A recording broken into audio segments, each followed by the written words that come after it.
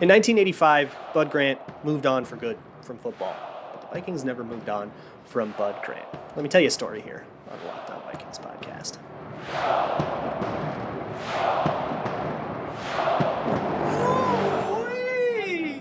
You are Locked On Vikings, your daily Minnesota Vikings podcast, part of the Locked On Podcast Network, your team every day. What's going on, everybody? Welcome to the Locked On Vikings podcast, part of the Locked On Podcast Network, your team every day. I hope you all had a good weekend. I don't know, because it's early last week, and I'm recording this ahead of time because I will be traveling and won't be able to record. So this is a pre-recorded episode. If there's any news that I missed that you're looking forward to hearing from me about, we will handle that tomorrow. Otherwise, I will want to tell you a story. And if I was going to do all this history, story time stuff, which I'm going to be doing stuff like this all summer on the show, if I were going to do that stuff, I would be remiss if I did not have a robust Bud Grant episode. If you were not old enough, if you weren't born, if you didn't watch all those times with Bud Grant and all you know him as is like the great Vikings coach of old, listen up. Let's learn about him. If you were old enough and you do know him, I know all of you people love hearing stuff that you already know about Bud Grant, so I think you're going to like it too. But really, I want to just do more than just tell you the story of Bud Grant, which is all very easily findable on Wikipedia. But really, his impact on the Vikings and the way the Vikings are now is still very palpable. And I want to have that discussion. But first, let's all get on the same page. So, thank you so much to BetOnline. BetOnline.net has you covered this season with more props, odds, and lines than ever before. BetOnline, where the game starts. Thank you so much for sponsoring this episode. Let's talk about Bud Grant. Going all the way back, Bud Grant was born in Superior, Wisconsin. He was named Harry Peter Grant Jr., born in 1927. His mom, growing up, called him Buddy Boy. That's how he got the name Bud. Bud Grant, as a kid, got polio, and his muscles started to atrophy. And his doctors told him, hey, keep those muscles working, play sports. And that's how he got into sports, because he had polio and he needed to. But if you ever saw him walk around, even as an adult in his prime, even in his coaching years in Canada, he's a very skinny guy. So, I mean, he was never a pro sports guy. And he certainly was not a soldier. So when they bombed in Pearl Harbor in Hawaii, he was not going to go there. And instead, he took the option to build the Alaskan Highway, which was a measure that the United States was doing, build a highway in Alaska that would help in case something weird happened, in case the Japanese decided to attack the United States and Canada from there. They were building a highway to make that territory easier to defend. And he always would tell this story to the rookies because that was winter up and way in Alaska, that was bitter cold. I mean, that's like danger cold. And the workers couldn't work for more than a few hours at a time before they had to go inside and warm up. And they couldn't, they were like, it's way too cold out. We got to go back inside. And this made work on the Alaskan Highway unbelievably slow. The way Bud Grant tells the story, they hired the locals, the Inuits.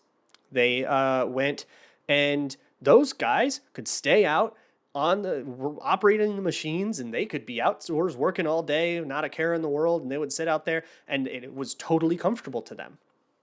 Now, Bud Grant is of a different time, and in that time, that was kind of difficult to believe. How are these locals, they may have even been like these savages or something like that, outworking us hard, cold-blooded Americans, us good old boys? Like, how are they doing that? And they did all sorts of studies on like metabolism, and they did like stress tests and medical tests and stuff, and they didn't find a functional difference between the Inuits and the Americans that worked on this. Those locals grew up in the cold, they were born of the cold, they were used to the cold, and the cold didn't bother them. And so that's why he banned heaters on the sideline and all of that stuff. I should probably mention that a lot of the Alaskan Highway was built by labor from black soldiers, and that was kind of where they put black soldiers because they didn't trust black soldiers on the front lines, and it was also very segregated and like uber racist. And the Alaskan Highway, like those black soldiers eventually would get honored for and would get like plaques and stuff along the highway for their work on it and all that stuff. which is a totally different story for a different podcast, but still kind of a neat little part of it nonetheless. That was what Bud Grant did. He was enlisted in the Navy when he did that. And then eventually he got a scholarship from the University of Wisconsin. That was a good enough reason to be discharged. And he went there and played some sports. He played mostly basketball and football. And he actually got drafted in both sports. He was drafted in the first round of the 1950 draft by the Philadelphia Eagles and fourth round to the Minneapolis Lakers. And he actually played some Laker games. So he was a Minneapolis Laker. The GM at the time, and this guy's going to show up in like every one of these stories, Sid Hartman, who is the journalist for the Star Tribune, was GM of the Lakers. Those two were already close friends. So Bud Grant chose basketball over football. He played a couple years with the Lakers. Eventually, he ended his basketball career, played as a defensive end for the Eagles back then. And then, interestingly, he had a contract dispute with the Eagles, and that's how he went into the Canadian League. And he was the first player ever to do something like that. They call it play out his option. First player to do anything like that. Played a few years for the Winnipeg Blue Bombers, became the coach of the Winnipeg Blue Bombers. Most people are familiar with that. I think they won some championships. And he also got to know Jim Finks over there in Winnipeg when they actually ran it. And interestingly, Jim Finks and Bud Grant, when they ran the Winnipeg Blue Bombers, actually had a bidding war with the Vikings before either of them were there, when it was still Norm Van Brocklin and Burt Rose, over Mick Dinglehoff. Mick Dinglehoff was an undrafted guy from Nebraska. He was too small to play and all that stuff. The Canadian League wanted him, and the Vikings wanted him for around the same. And he ended up picking the Vikings because he wanted to play in the NFL. But that is an interesting little tidbit. It's like they crossed paths before, but then actually in 1961, when the Vikings were finding their first coach, they actually reached out to Bud Grant. It didn't work out. They go with Norm Van Brocklin, and a few years later, it does work out, and Bud Grant comes in to coach the Minnesota Vikings. I won't tell you much about what happened with the Vikings. That's a part you kind of already know. But here is what I will tell you. When Bud Grant took over, the Vikings were in total flux. They were a directionless expansion team, and how Bud took that and turned it into the dynasty we know Bud Grant for is kind of what I want to talk to you about next. But first, let me talk to you about Grambling.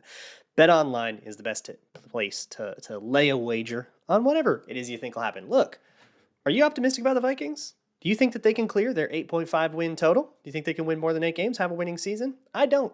I bet the under. If you think I'm wrong, I want you to go to betonline.net, place whatever you're comfortable placing on over 8.5 wins. And if y'all are right, bombard me with screenshots. I want to get owned if the Vikings win more than 9 games or more. I want to regret it. All right. I want to get absolutely crushed. So go to betonline.net. You can bet on whatever you want, basketball or hockey, or you can bet on what place the Vikings will be in the division, or you can even bet on week 1.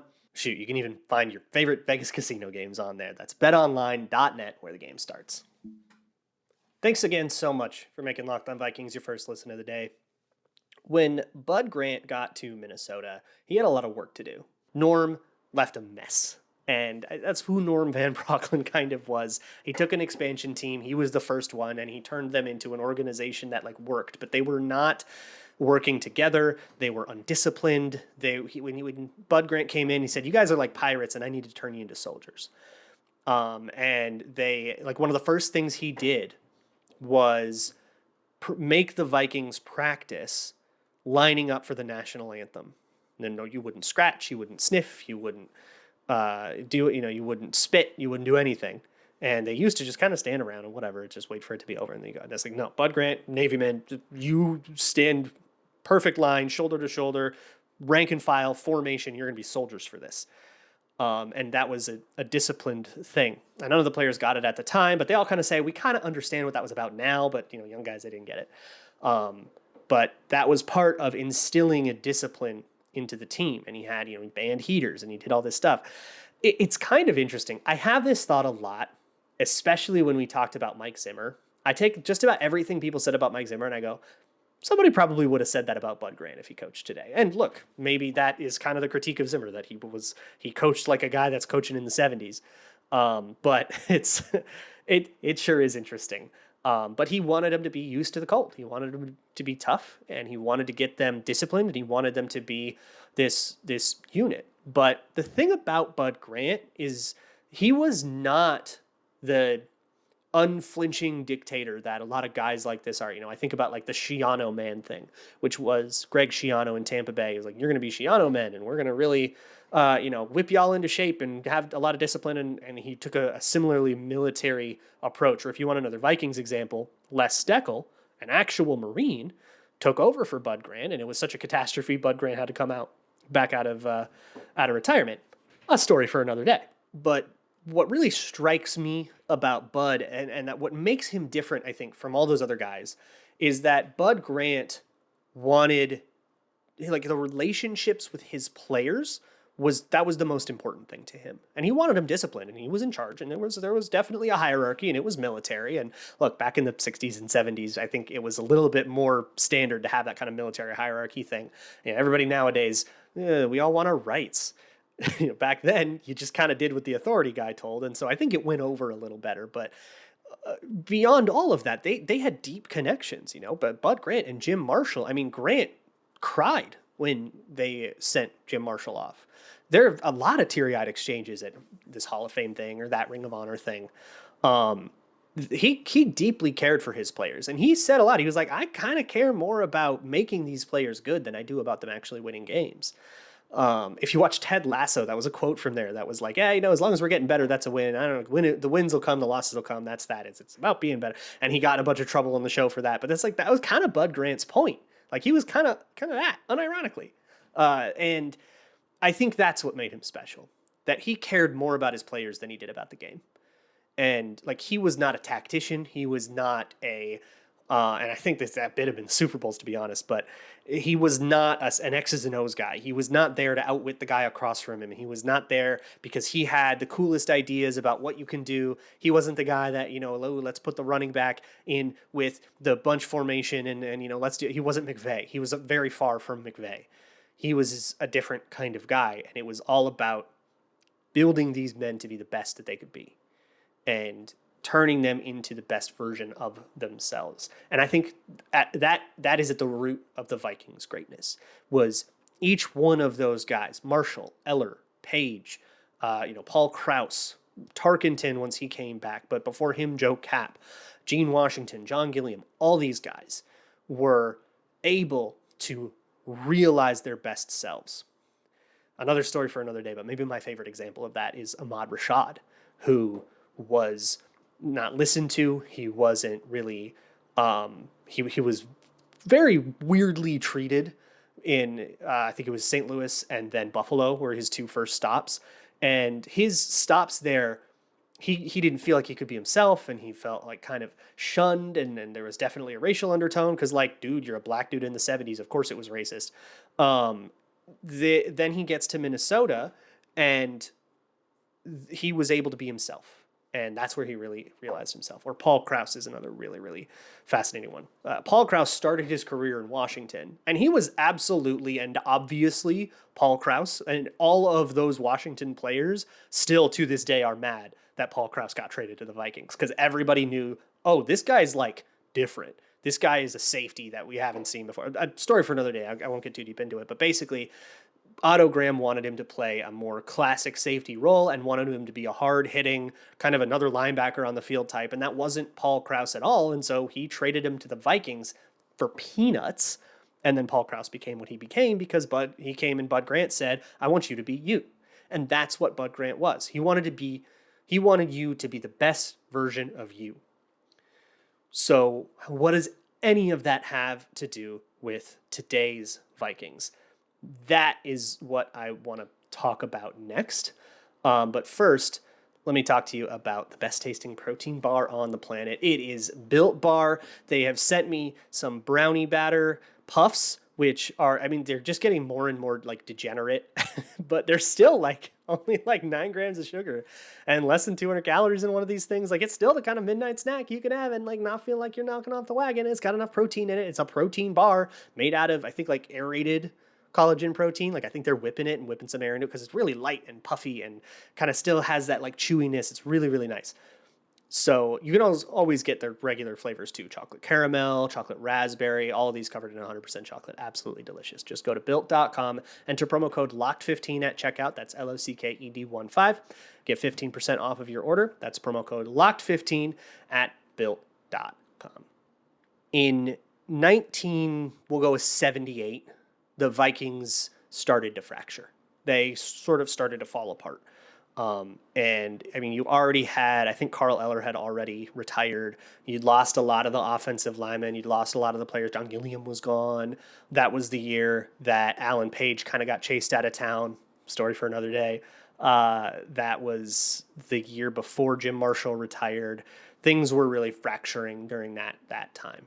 But the nice thing about having the exact same starters for like 15 years, which is basically what the Vikings were, and part of why they were so successful. They got to go to all the Super Bowls. They'd played together for 10 years. They had more rapport than anybody. But the other thing is, basically every draft pick for those 10 years was backups and depth and keeping guys kind of ready to go. And Tommy Kramer was a draft pick, I want to say 77. Matt Blair played in the 1976 Super Bowl. Fred McNeil was already there. Ahmad Rashad was already there. That kind of 1980s, Sammy White was a rookie in 76. This sort of 1980s iteration of the Vikings was basically smoothly ready to, kind of all of them were ready to jump in. They had been groomed. They had sat behind their predecessors. They had learned, and that was what they needed to be ready to go. And I see that, and that was reasonably successful. The Vikings under Tommy Kramer and then eventually like Wade Wilson and stuff, those Vikings did have a decent amount of success over that 80s decade. It was nothing like the 70s. It was nothing like Denny Green's 90s. And it seems kind of like a down year if you look at the Vikings, because the Vikings are always in it. But if you compare it to like other franchises, it was a respectable decade. And I think the Vikings kind of saw, and Bud Grant himself saw that transition happen. And then he felt, okay, I can retire. I can leave this to somebody. And then Les Steckel was a disaster, and he had to go bring respectability back to the franchise. And then he went, okay, now I can retire, and I'll give it to Jerry Burns. Throughout all this time, Bud Grant has been an advisor to the Vikings. He still has an office at TCO Performance Center. He's still around. He's in his wheelchair now, and he's a very, very old man. He's 95. He still absolutely has the ear of the Wilfs and the owners, and Red McCombs before that, and etc. He's had the ear. The Vikings throughout their entire history have never once been a tank team. They've never been the kind of team that just decide, they've never done the Indianapolis Colts 2-14 and then draft Andrew Luck thing. It's never been who they are. I think the last time they had the number 1 overall pick, it was Ron Yeri, and that was like expansion years. And I think because that old 70s dynasty Viking fracture was so smoothly transitioned into the next chapter where they were a respectable team. And I think you go, hey, Bud, you did that. How do we do that? Because if you could choose, if you could like weave the strings of fate and you could say, would you rather go from one iteration of the team to the other smoothly and just immediately be competitive, or would you rather wait through 3 abysmal years and then be competitive? Everyone would choose not to have to wait 3 years, right? The entire point of the tank is that they don't think that the first thing is possible. But Bud Grant did it, and he goes, no, we can just transition to the next thing, have understudies ready to go, keep the roster stocked with pieces, keep the team competitive always. And I might be speaking out of turn. I'm sort of guessing here. But I think a lot of the reason for the Vikings behaving the way that they have and never really just saying, we're just going to tear the team apart. If ever there were a time for the Vikings to have done that, it probably would have been after Herschel Walker, because they had given up so many assets. They kind of had nothing. The team was totally fracturing, and it was sort of this dark period after the Herschel Walker trade. The Cowboys were winning Super Bowls with the picks. That would have been the time to say, okay, nuke it. And let's declare bankruptcy and start from scratch. But they didn't do that. It would have been really easy to do that after a 6-10 campaign in 1990. It was Jerry Burns' second to last year. He had been the coach for a while. The closest they had been was 1987 when they went to the NFC Championship game and Darren Nelson dropped one on the goal line. And then they hadn't been back since. and they had a 6-10 season. That would have been the time to blow it up, to go full tank, fire the coach, They brought everybody back for 1991. They went 8-8. It didn't go, and then that's when Jerry Burns got fired, and they brought in Denny Green. And Denny Green opened his coaching tenure by making the playoffs 3 years in a row, and then he missed it once, and then he made the playoffs 5 years in a row, and then it was the 2001 season where he got fired. They went right back into being competitive. The Vikings have a long and storied history of going from one iteration to the next without really having an interim. And Bud Grant was around for all of it. And people in New York were around for a lot of that. Like there are Fred Zamberlettis and guys like that were around for all of it, that know what it's like, that you can go up to and ask and say, hey, how'd they do that in 1992? They just went to the playoffs their first year. And they go, well, we did this and this, and this was our practice, and we made sure that was our principle and all that stuff. The seeds of the organization are still there. Even if it's a totally, totally different group of people making the decisions, you're not going to have stuff like drafting cornerbacks is not going to really be like the meme that it was, because it's not Zimmer anymore. But you still have that overall, that really, really high level, that directive of we won't tank, we won't get worse. It's been a huge talker this offseason that the Vikings probably should have just, like, if you listen to anything national, they're baffled by what the Vikings, they re-signed Kirk Cousins, but then they traded down in the draft, which I don't really know how that's incongruous, but apparently it is. And they've done all this, and then they got Zadarius Smith, and it's like, do they think they're contending? But then they're also like getting rid of cap, and what are they doing? And it's, to me, looking back at the history of the Vikings, they are going for it again. They're going for making it to the playoffs right away in 1980 with Tommy Kramer. They're going for making it to the playoffs in 1992 in Denny Green's first year when Rich Gannon was the quarterback. That's what they're trying to do. And I get it. It's what the team has always been. I even objectively, I'd much rather be the Vikings than the Jaguars. The Jaguars just live in top 5 draft pick hell, and they just suck, but they're just a super incompetent organization. I would much rather have a team that I can go show up to a game or click on my TV and watch a game and have the sense that maybe they can win this one pretty much every week, even against teams that are better than them. You go, I don't know, maybe they pull the upset. It's a thing that can totally happen. It's so easy to talk yourself into that with the Vikings because they're a respectable organization, and the Lions and the Texans and lately the Giants are not. That is how the Vikings pulled together a team that could be such a huge contender in 1998, or even go to 2009, or even go to 2017. That's how they basically, the only way that they've ever operated or found success since the 70s is by trying to find a way to transition from one thing to the next while giving up as little as possible. And I think that's a good philosophy to have, and I think it, honest to God, stems from Bud Grant. I have always liked this. If you dislike this, just know you're on the opposite side of the issue as Bud freaking Grant. Just saying. I will be back tomorrow in earnest. If there's any news again that I missed over the weekend, I'm traveling, so this is a pre-recorded one. We'll get to it. Otherwise, it'll be a mailbag. So hit me up with your Twitter Tuesday questions. You can find all that Locked On Vikings on Twitter. Luke Brown NFL on Twitter. You can hit me up with that stuff. You can always fill out the Google form in the show notes, or you can send an email to lockedonvikingspodcast@gmail.com. See y'all tomorrow.